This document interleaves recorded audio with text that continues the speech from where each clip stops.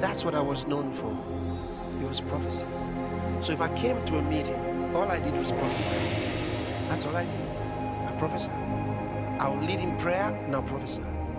And in some meetings, I'll prophesy to every single person in the meeting. My evangelist work that they were talking about was actually later. When I first organized crusades, I didn't begin with the preaching.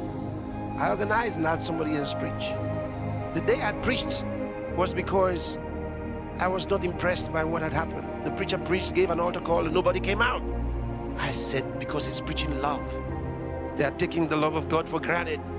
So I let him. He called. Nobody came out. Not even a child would raise a hand and, jokingly do that. They didn't come out.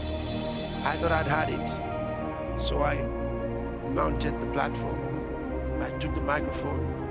I began to preach the judgments of God. I started with Sodom and Gomorrah. I preached the judgments and burning hell.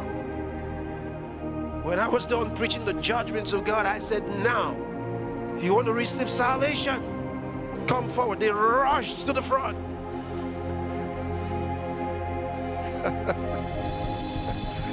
So that was when I preached.